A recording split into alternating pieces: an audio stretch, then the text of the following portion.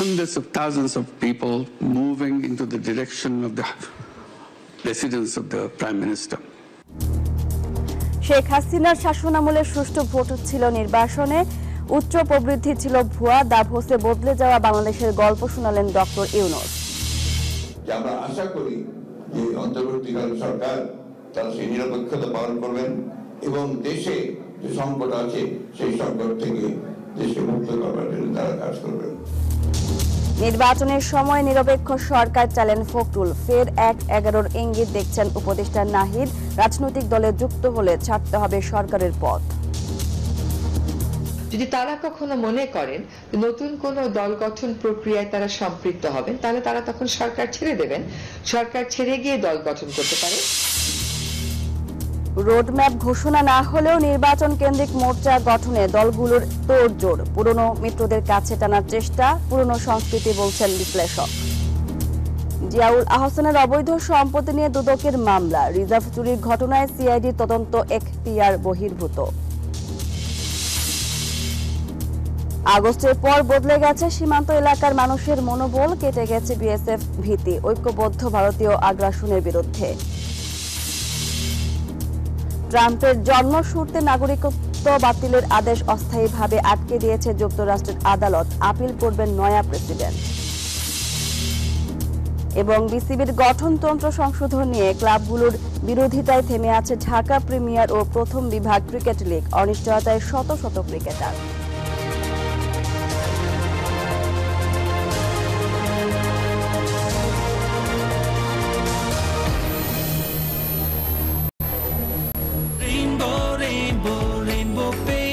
Rainbow Paints, the color of joy. স্বাগত জানাচ্ছি news 24 সংবাদে, সঙ্গে আছে আমি মাহমুদা মুনি। এতক্ষণ শুনছিলেন সংবাদ শিরোনাম। শব্দের আরেক নাম, একদম ইউনিক স্ট্রাকচারাল ডিজাইনের কসমিক ডোর, এর ওয়াল থিকনেস ও রিপ থিকনেস বেশি থাকা থেকে 50 বছরেরও বেশি। কসমিক ডোর, নিশ্চিন্তে 50 বছর। এবার বিস্তারিত। দাভোসে ইকোনমিক ওয়ার্ল্ড ফোরামে জুলাই বিপ্লবের বদলে যাওয়া বাংলাদেশের গল্প শোনালেন প্রধান উপদেষ্টা ডক্টর মোহাম্মদ ইউনূস। অভিযোগ করেন শেখ হাসিনার গুম, খুন আর লুটপাটের মূল্য দিচ্ছে এখন বাংলাদেশের অর্থনীতি। যে উচ্চ প্রবৃদ্ধি দেখানো হয়েছিল তা ভুয়া ছিল বলে জানান ডক্টর ইউনূস। যে বৃহস্পতিবার দাভোসে জাতিসংঘের সহকারী মহাসচিবের সাথে সংলাপে প্রধান উপদেষ্টা এসব কথা বলেন। জুলাই গণঅভ্যুত্থানে শেখ হাসিনা দাপটের কাছে হার মানেনি বাংলাদেশ। পুলিশের গুলি, হামলা, নির্যাতনে থামাতে পারেনি বৈষম্য বিরোধী ছাত্রদের। বিপ্লবের সফলতায় 5 আগস্ট শেখ হাসিনা সরকারের পতনের মধ্য দিয়ে শেষ হয় 36 জুলাই বিপ্লব।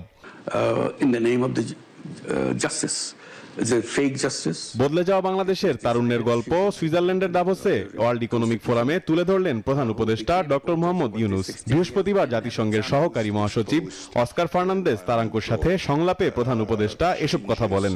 ব্যাংক লুট থেকে নির্বাচনকে নির্বাসনে পাঠানোর কারিগর ছিলেন শেখ হাসিনা বলেও অভিযোগ করেন তিনি। From the banking system, the total amount they've estimated calculated it's about $17 billion from the banking system, just laundered away. A very simple thing, very easy way.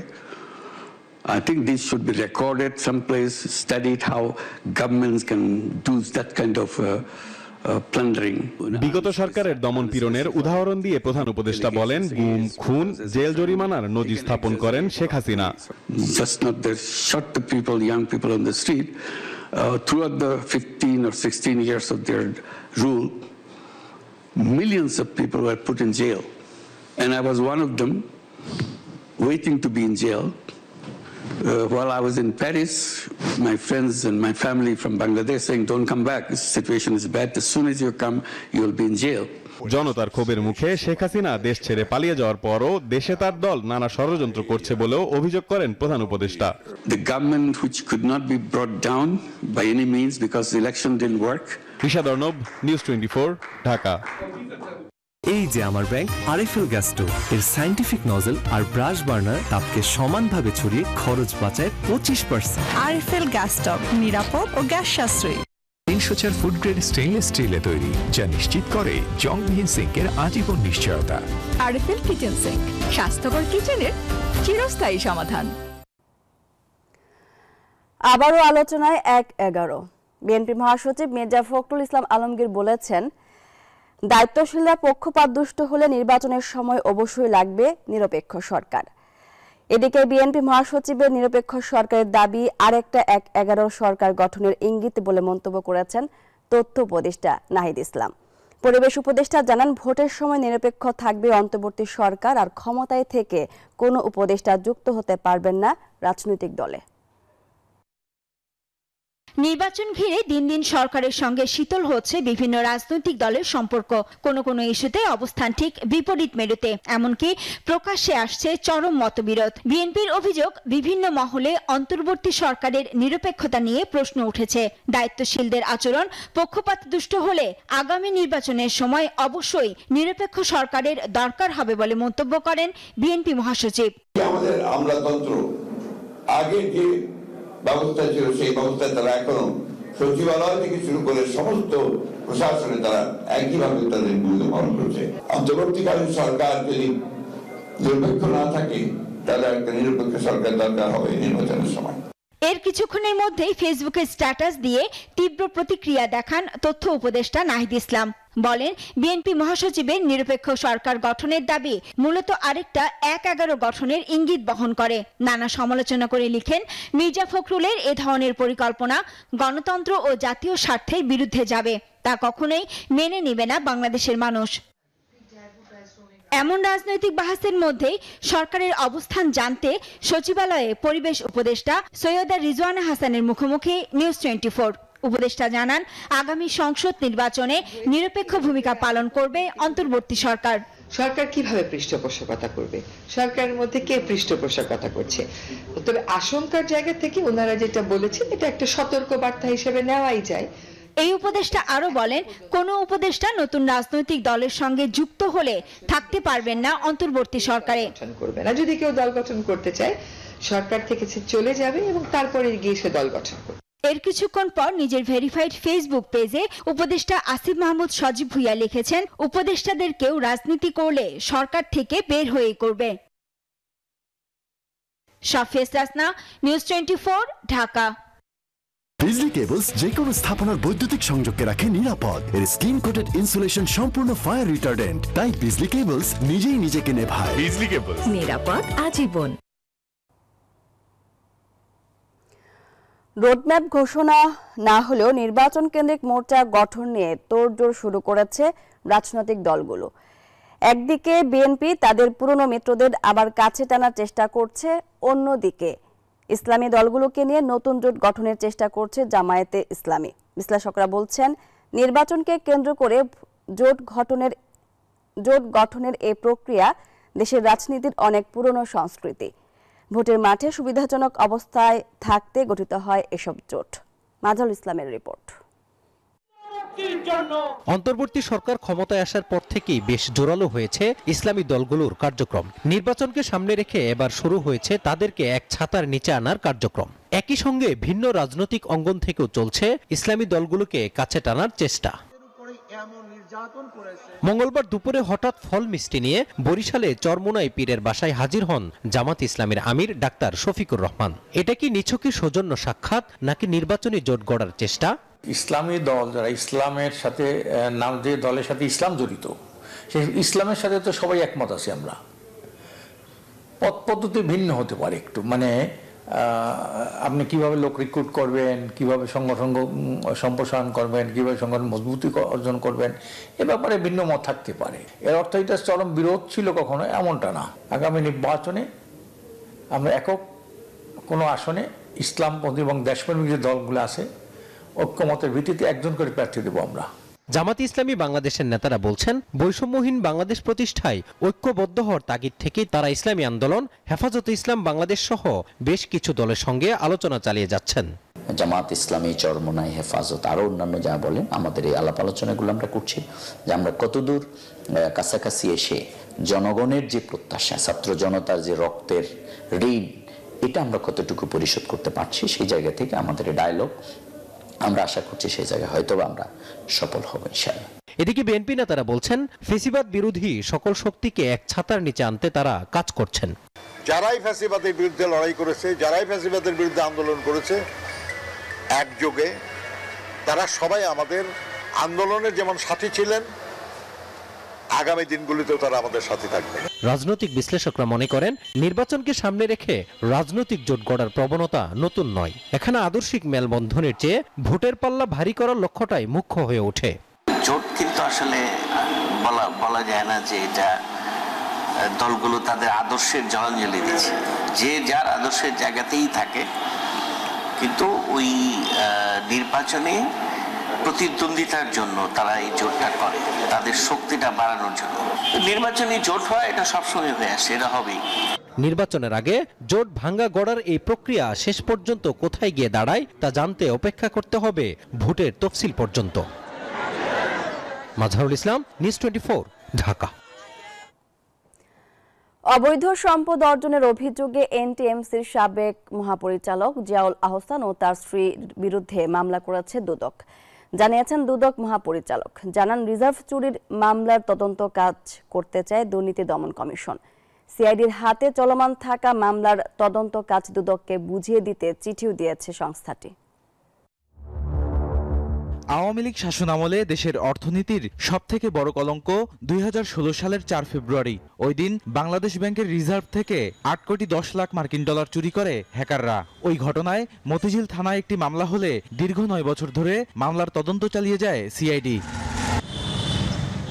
তবে সিআইডির তদন্তকে এবার এখতিয়ার বহির্ভূত বলছে দুর্নীতি দমন কমিশন। সংস্থাটির দাবি, রিজার্ভ চুরির ওই ঘটনা দুদকের তফসিলভুক্ত অপরাধ। কাজেই সিআইডিকে তদন্তের দায়িত্ব দুদককে বুঝিয়ে দিতে চিঠি দিয়েছে সংস্থাটি। দুর্নীতি দমন কমিশন আইন 2004 অনুযায়ী দুর্নীতি দমন কমিশনের তফসিলভুক্ত অপরাধ কেবলমাত্র দুর্নীতি দমন কমিশন কর্তৃক তদন্তযোগ্য বিধায় আমরা এই পত্র লিখেছি। এদিকে আয়নাঘর ও গুমকাণ্ডের কারিগর হিসেবে বহুল চর্চিত এনটিএমসির সাবেক ডিজি জিয়াউল আহসান ও তার স্ত্রীর বিরুদ্ধে দুর্নীতির অভিযোগে মামলা করেছে দুদক। সংস্থাটির দাবি, জিয়াউল আহসানের 22 কোটি টাকার বেশি অবৈধ সম্পদের হদিস পাওয়া গেছে। আছে 8 ব্যাংক হিসাবে 120 কোটি টাকার সন্দেহজনক লেনদেন। স্ত্রী নুসরাত জাহানের নামেও পাওয়া গেছে প্রায় 18.5 কোটি টাকার অবৈধ সম্পদ। এছাড়া 4 ব্যাংকে লেনদেন করেছেন প্রায় 222 কোটি টাকা। এবং একজন উচ্চ পদস্থ সেনা কর্মকর্তা হওয়ার সুবাদে এই কাজে নিজ পদ এবং অর্পিত ক্ষমতার অপব্যবহারের মাধ্যমে মানি লন্ডারিং সংক্রান্ত অপরাধ করায় আজ একটি মামলার রুজু সিদ্ধান্ত গৃহীত হয়েছে। এদিন সরকারি 4 একর খাস জমি দখল করে বাণিজ্যিক স্থাপনা নির্মাণের অভিযোগে মামলা হয়েছে সাবেক প্রতিমন্ত্রী কুজেন্দ্র লাল ত্রিপুরার বিরুদ্ধে। দুর্নীতির অভিযোগে মামলা হয়েছে বগুড়ার সাবেক এমপি হাবিবুর রহমান এবং সাবেক উপজেলা চেয়ারম্যান আসিফ ইকবাল সোনির বিরুদ্ধেও। বদরুল আলম শাওন, নিউজ 24, ঢাকা। প্রাথমিক ও মাধ্যমিক বিদ্যালয়ের শিক্ষার্থীদের বিনামূল্যে বিতরণের বই খোলা বাজারে বিক্রি ও মজুতকারী চক্রের 3 সদস্যকে গ্রেপ্তার করেছে পুলিশ। অভিযানে 2 ট্রাক ভর্তি 19,000 বই জব্দ করা হয়েছে। রাজধানীর নীলক্ষেত ও শেরপুর থেকে এসব বই জব্দ করা হয়। বছরের শুরুতে নতুন বই পেয়ে কোমলমতি শিক্ষার্থীদের উচ্ছ্বাসের শেষ নেই। শিশুদের জন্য বিনামূল্যে বিতরণের সেসব বই খোলা বাজারে বিক্রির চেষ্টা করছে অসাধু চক্র। গোপন সংবাদের ভিত্তিতে বুধবার বিকেলে রাজধানীর বাংলা বাজার, ইস্পাহানি গলির বিভিন্ন গোডাউনে অভিযান চালায় গোয়েন্দা পুলিশ। এ সময় 2 ট্রাকে প্রায় 10,000 বই জব্দ করা হয়। পুলিশ বলছে, চক্রটির সাথে মাউসি বা ছাপাখানার কেউ জড়িত রয়েছে কিনা খতিয়ে দেখা হচ্ছে। অভিযান পরিচালনা করে সিরাজুল ইসলাম উজ্জ্বল এবং দেলোয়ার হোসেনকে আটক করে। এ সময় তাদের হেফাজতে থাকা প্রায় 10,000 বিনামূল্যে বিতরণের সরকারি বই উদ্ধার করা হয়। এছাড়াও কুড়িগ্রামের রৌমারী থেকে ঢাকায় পাচারকালে শেরপুরে ট্রাক সহ সরকারি প্রায় 9,000 বই আটক করেছে সদর থানা পুলিশ।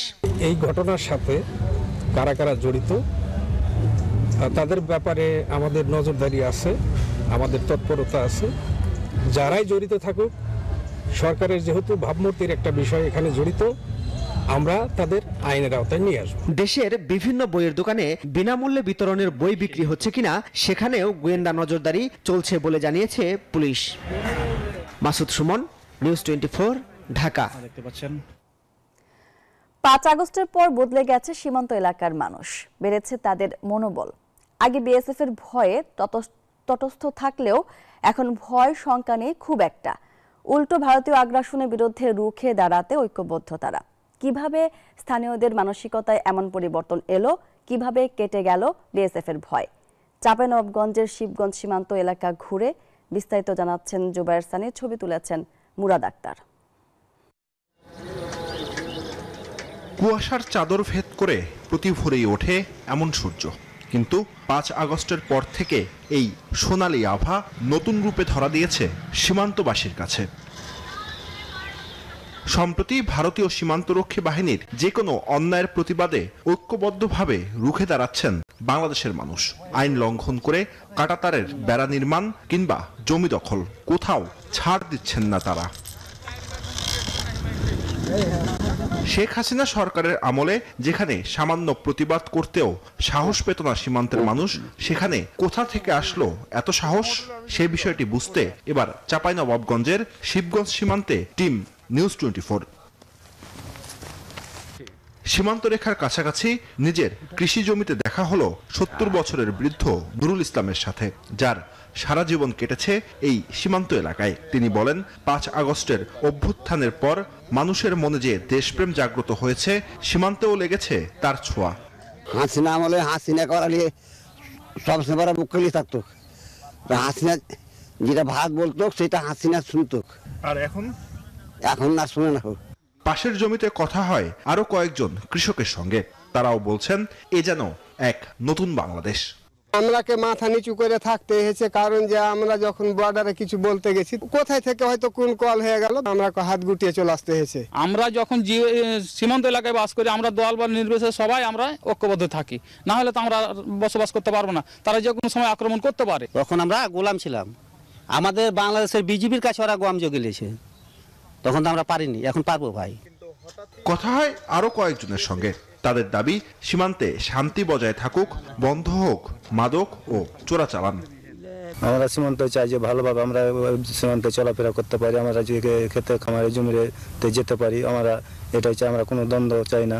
আমরা সুস্থ পরিবার চাই, বর্ডারে জেনে বর্ডার মানুষ সুস্থ পরিবার চাই এবং কাজ কাম করতে পারে দুই দেশের লোক।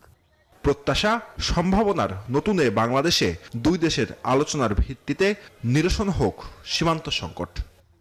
আওয়ামী লীগ সরকারের 15 বছরের নতজানু পররাষ্ট্রনীতির ফলাফল ভোগ করতে হয়েছে এই সীমান্ত এলাকার মানুষকে। কিন্তু 5 আগস্টে হাসিনার পালিয়ে যাওয়ার পর নতুন উদ্যম পেয়েছেন সীমান্ত এলাকার মানুষ। তারা বলছেন তারা এই নতুন উদ্যমে ঐক্যবদ্ধভাবে সীমান্তের যে কোনো সমস্যার মোকাবেলা করবেন, একই সাথে বাংলাদেশের 1 ইঞ্চি মাটি কেউ দখল করতে আসলে প্রতিরোধ গড়ে তুলবেন। জুবায়ের সানি, নিউজ 24, চৌকা সীমান্ত, চাঁপাইনবাবগঞ্জ। আবারও জেঁকে বসেছে শীত, হিমেল হাওয়া আর ঘন কুয়াশায় নাকাল জনজীবন, ব্যাহত হচ্ছে যান চলাচল। বিস্তারিত জানাতে যুক্ত হচ্ছেন সহকর্মীরা। শুরুতেই যাচ্ছে পঞ্চগড়ে, সেখানে আছেন সরকার হায়দার। পঞ্চগড়ে আজকে তাপমাত্রা কত ডিগ্রি সেলসিয়াস, শীতের তীব্রতা কেমন দেখছেন জানাবেন।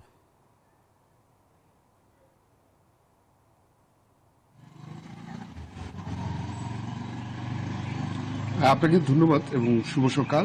পঞ্চগড়ে আজকে যেটা তাপমাত্রা নির্ণয় করা হয়েছে 10.2 ডিগ্রি সেলসিয়াস। গতকালের থেকে কিন্তু আজকে তাপমাত্রা কমেছে এবং শীতের যে কনকনে তীব্রতা সেটা কিন্তু বেড়েছে, কিন্তু এবং বৃষ্টির মতো যে শিশির কণাটা গত দুদিন থেকে পড়া শুরু করেছে, সেটা কিন্তু আজও পড়েছে সারা রাত ধরে। আমরা যদি রাস্তাঘাট দেখাই তাহলে রাস্তাঘাট কিন্তু শিশির বিন্দুতে ভিজে গেছে এবং বাইরে কিন্তু মানুষজনের আসা আনাগোনাটা একটু কমে গেছে এবং ঠান্ডার যে তীব্রতাটা সেটা কিন্তু কমেনি। তবে একটি আশার কথা হচ্ছে আজকে কুয়াশা দেখা যাচ্ছে না, বা কুয়াশায় আবৃত হয়ে ছিল যে গত দুদিনের কুয়াশার প্রভাবটা আমরা দেখেছি, সেটা কিন্তু আজকে আর নেই। আজকে কুয়াশা কেটে গেছে এবং তবে সূর্যের মুখ দেখা মিলবে কিনা সেটা এখনো বলা যাচ্ছে না, কারণ এখনো সেরকম কোনো আভাস আকাশে কিন্তু আমরা দেখতে পাচ্ছি না।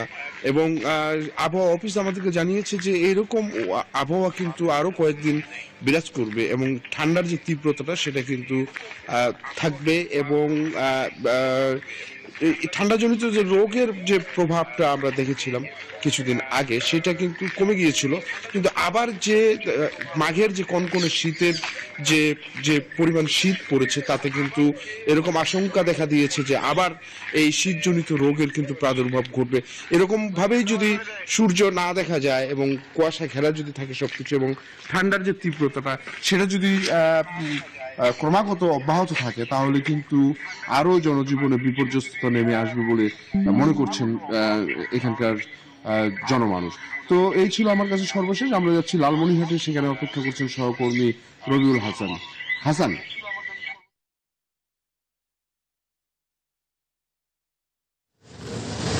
ধন্যবাদ হায়দার। আপনি যেমনটি বলছিলেন পঞ্চগড়ের খবর, ঠিক লালমনিরহাটে কিন্তু গত 4 দিন ধরে কোনো সূর্যের মুখ দেখা মেলেনি। এখানকার মানুষ কিন্তু জুবুথুবু হয়ে পড়েছে। কনকনে ঠান্ডা এবং হিমেল হাওয়া রয়েছে অত্র এলাকায়, এবং পাশাপাশি কিন্তু গত 2 দিন থেকে প্রচুর পরিমাণে শিরশির কণা এবং কুয়াশা ভেদ করে কিন্তু বৃষ্টি পড়ছে। এবং আজকে কিন্তু লালমনিরহাট জেলার সর্বনিম্ন তাপমাত্রা 13 ডিগ্রি সেলসিয়াস বলে আবহাওয়া অফিস আমাদের জানিয়েছেন, এবং পাশাপাশি বলছেন যে শীতটি কমে যাবে বিধায় এই শিশির কণা কিন্তু পড়ছে। এভাবেই কিন্তু আমাদের আবহাওয়া অফিস জানিয়েছেন। এবং পাশাপাশি আপনারা দেখছেন যে আজকে কিন্তু লালমনিরহাট জেলায় হালকা কুয়াশা আবরণ রয়েছে এবং হালকা কুয়াশা আচ্ছন্ন রয়েছেন, তবে শিশির কণা বৃষ্টির মতো পড়ছে কিন্তু কুয়াশা। এদিকে মহাসড়কগুলো কিন্তু হেডলাইট জ্বালিয়ে যানবাহনগুলো চলাচল করছে, এবং পাশাপাশি এদিকে খেটে খাওয়া মানুষের যে দুর্ভোগ নেমেছে, খেটে খাওয়া মানুষরা কিন্তু অনেক দুর্ভোগে পড়েছে। বিশেষ করে দিনমজুর শ্রেণীর যে কৃষক, আপনার ভ্যান চালক, অটো চালক, তারা কিন্তু কাজকর্ম না পেয়ে এবং তারা কিন্তু মানবতার জীবনযাপন আজকে এর পাশাপাশি হাসপাতালগুলোতে কিন্তু রোগীর সংখ্যা বৃদ্ধি পাচ্ছে, বিশেষ করে শিশু ও বৃদ্ধের সংখ্যা বাড়ছে। তো এই ছিল আমার কাছে। আমরা যাচ্ছি সহকর্মীর কাছে দিনাজপুরে, পলাশের কাছে, সেখানকার শীতের সংবাদ জানতে।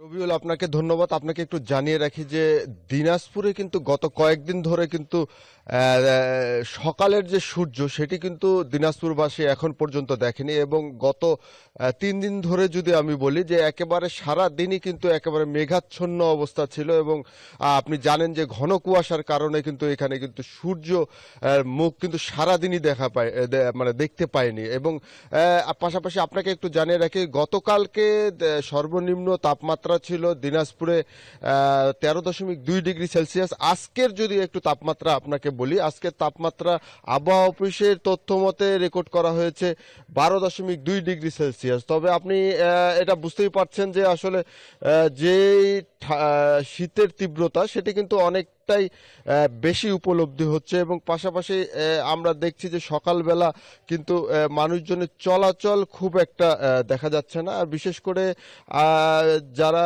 একেবারে নিম্ন আয়ের খেটে খাওয়া মানুষ রয়েছে তারা কিন্তু শীত উপেক্ষা করেই দেখছি যে বাইরে বের হয়েছে। এবং পাশাপাশি আপনি জানেন যে এ সময় কিন্তু আসলে যে হাসপাতালগুলোতে কিন্তু শীতজনিত রোগের যে প্রভাব সেটি অনেকটা বেশি থাকে। বিশেষ করে বয়স্ক এবং শিশুদেরকে বিশেষ পরামর্শ দিচ্ছেন ডাক্তাররা, এবং তারা বলছেন যে বিশেষ প্রয়োজন ছাড়া ঘরের বাইরে বের হতে নিষেধ করছেন। তো এই ছিল আমার কাছে দিনাজপুর থেকে সর্বশেষ। চলে যাব স্টুডিওতে।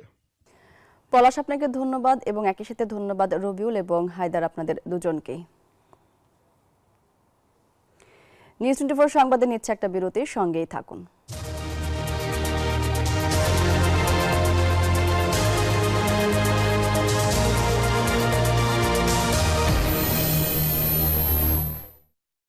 নুডলস খান নাই? তাহলে তো নুডলসই খান নাই। নুডলস খান নাই? আবারও স্বাগত নিউজ 24 সংবাদে। এবার জানাবো খেলার সংবাদ।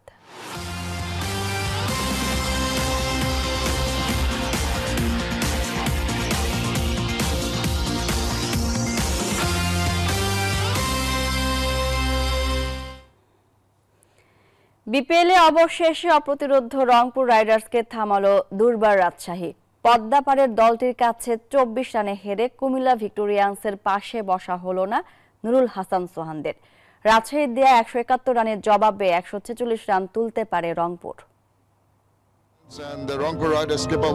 এবারে বিপিএলে শুরু থেকে সবার একটাই প্রশ্ন, অপ্রতিরোধ রংপুর রাইডার্সকে থামাবে কে? তারাই বা থামবে কোথায়? গ্রুপ পর্বে একে একে টানা 2 হালি ম্যাচ জিতে টেবিল টপার রংপুর। এবার তাদের চোখ ছিল দুর্বার রাজশাহীকে হারিয়ে 2023 আসরে গ্রুপ পর্বে কুমিল্লা ভিক্টোরিয়ান্সের টানা 9 জয়ের রেকর্ডের পাশে বসার। তবে সেই স্বপ্ন ফিকে টপ অর্ডারের ব্যর্থতায় 24 রানে হেরে। চট্টগ্রাম পর্বে শেষ দিনের প্রথম ম্যাচে টস হেরে ব্যাটিংয়ে নামে রাজশাহী। পদ্মাপাড়ের 2 ওপেনার মোহাম্মদ হ্যারিস ও সাব্বির হুসাইনের আক্রমণাত্মক শুরু। তবে 12 বলে 19 রানে সাজঘরে ফেরেন হ্যারিস। এই পাকিস্তানি ব্যাটারের বিদায়ের পর এনামুল হক বিজয়ের সঙ্গে 52 রানের জুটি গড়েন সাব্বির। অষ্টম ওভারে খুশদিল শাহের জোড়া আঘাত। দ্বিতীয় বলে 39 রানে তুলে নেন সাব্বিরকে। পরের বলেই গোল্ডেন ডাক মারেন রায়ান বাল। এরপর ইয়াসির আলীর রাব্বির ব্যাটে উত্তাল পদ্মাপাড়ের দলটি। 32 বলে 60 রানের ইনিংসটি বড় সংগ্রহের দিকে এগিয়ে নিয়ে যায় রাজশাহীকে। রাব্বির বিদায়ের পর রান আউটে কাটা পড়ে বিজয়। এরপর রাজশাহীর সব ব্যাটার ফিরেছে 5 রানের নিচে। তাতেই 9 উইকেটে 170 রানের সংগ্রহ পায় তারা। জবাবে রংপুরের 3 টপ অর্ডার ব্যর্থ।